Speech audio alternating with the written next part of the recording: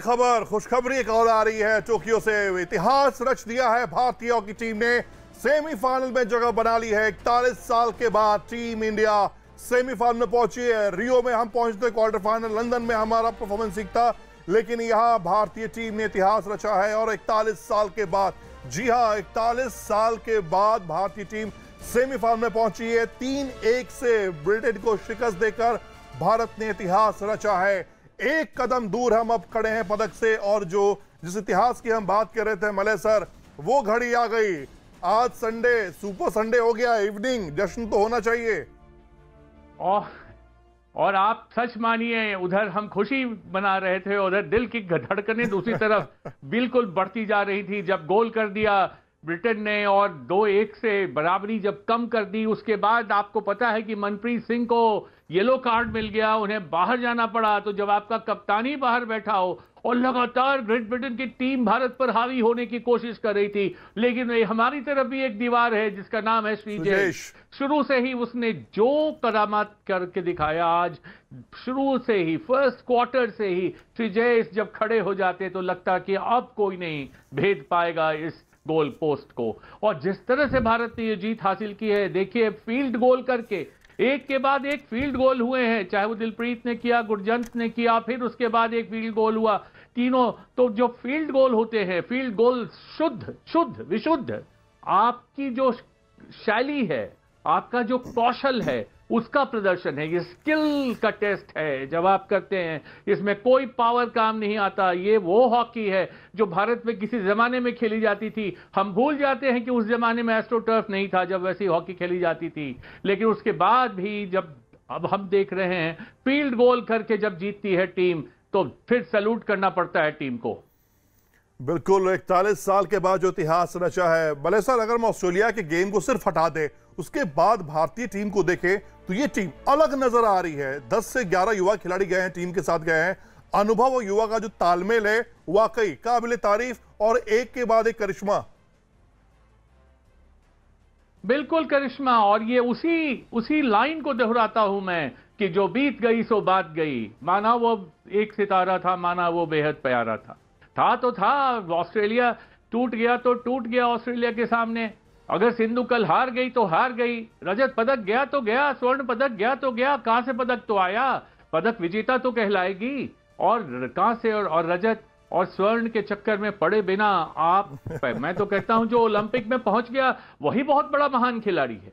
लेकिन ओलंपिक में पहुंचने के बाद पदक मंच पर पहुंचा तो वो उससे भी बड़ा महान खिलाड़ी है। पूर्व भारतीय हॉकी खिलाड़ी राजपाल सिंह भी हमारे साथ फोन लाइन पर जुड़ चुके हैं। राजपाल सर, बहुत बहुत बधाई हो आपको। 41 साल के बाद जो सपना आप लोगों ने देखा था, जिसकी मेहनत की थी, जिसकी नींव रखी थी, वो सपना साकार होता नजर आ रहा है अब।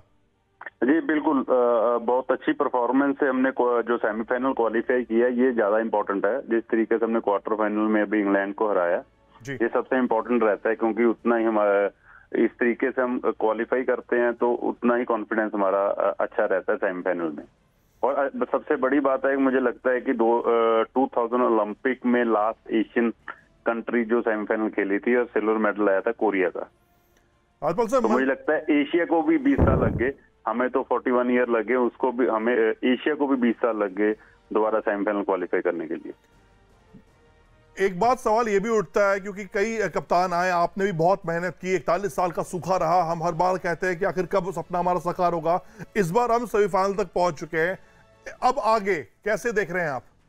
ये सबसे इम्पोर्टेंट मैच रहता है सेमीफाइनल। अभी इतनी मेहनत के बाद हमने सेमीफाइनल क्वालिफाई किया है। अगर सेमीफाइनल जीतते हैं तो मेडल पक्का हो जाता है, श्योर हो जाता है। और सेमीफाइनल हमें बहुत सूझबूझ से खेलना पड़ेगा। मुझे पता नहीं है कि स्पेन और बेल्जियम में से कौन क्वालिफाई किया है, लेकिन बहुत सूझबूझ से खेलना पड़ेगा हमें सेमीफाइनल। जी हाँ, संभल कर खेलना होगा, क्योंकि बहुत मुश्किल से हम यहां तक पहुंचे। 41 साल का इंतजार रहा और एक जीत भारत के लिए पदक पक्का। लेकिन मनप्रीत की सेना जब गई थी, न्यूज 18 इंडिया से बातचीत की थी, तब उन्होंने कहा था हम तो जा रहे हैं गोल्ड के लिए, उसके बाद जो होगा वो देखा जाएगा। राजपाल सर, एक आपके पास जो अनुभव है कप्तानी का, खेलने का, उस अनुभव के साथ क्या मैसेज देना चाहेंगे मनप्रीत की सेना को? अब मुझे ये है कि जब हम एक हर्डल क्रॉस करते हैं उसके बाद कहीं ना कहीं मेरा पर्सनल एक्सपीरियंस है कि कहीं ना कहीं हम थोड़ा सा रिलैक्स हो जाते हैं। बस यही एक समय है जिसको हमने अपने फिजिकली और मेंटल जो फिटनेस है उसको बरकरार रखना है और सेमीफाइनल में अपना बेस्ट देना है। जी, आपने पूछा था स्पेन की टीम बाहर हो गई है, बेल्जियम अंदर गई है, 3-1 से बेल्जियम ने स्पेन को हराया था। तो यहाँ भी हमारी रास्ता खुल रहा है। उधर जर्मनी, पूल ए में की बात करें, जर्मनी ने अर्जेंटीना को हराया।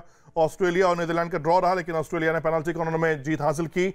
और यहाँ पर इंडिया ने 3-1 से हरा दिया था ब्रिटेन को और इतिहास रच दिया। तो 41 साल के बाद भारतीय टीम ने वो कारनामा कर दिखाया जिसके इंतजार हर कोई कर रहा था। 41 साल लग गए, जी हाँ, कई दशक बीते हैं इसके बाद, लेकिन देरी सही हम सेमीफाइनल में पहुंचे हैं और अब यहां से एक जीत, पदक पक्का। भारत की उम्मीद ये है। तो ये दो तस्वीरें आज आपके संडे को सुपर संडे बना देंगे। जब आप आज सोएंगे तो चैन की नींद सोएंगे, खुशी खुशी सोएंगे, क्योंकि पीवी सिंधु ने ब्रॉन्ज मेडल अपने नाम किया है। पदक तालिका में एक और पदक जोड़ा है। 41 साल बाद भारतीयों की टीम सेमीफाइनल में पहुंची है। जी हां, 41 साल बाद, ये बहुत बड़ी बात है। कई मेहनत कप्तान आए, कईयों ने मेहनत की, सबने कोशिश की और उसका मिला जुला असर ये रहा कि आज ये सफलता हमें हाथ लगी है।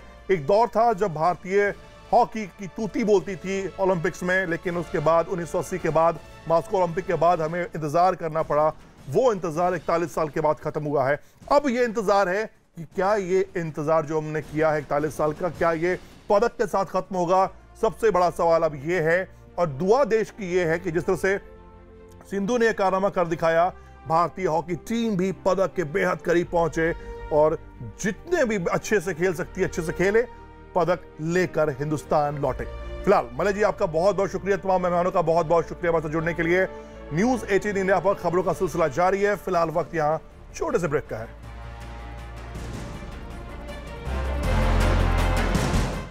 जो सैमसंग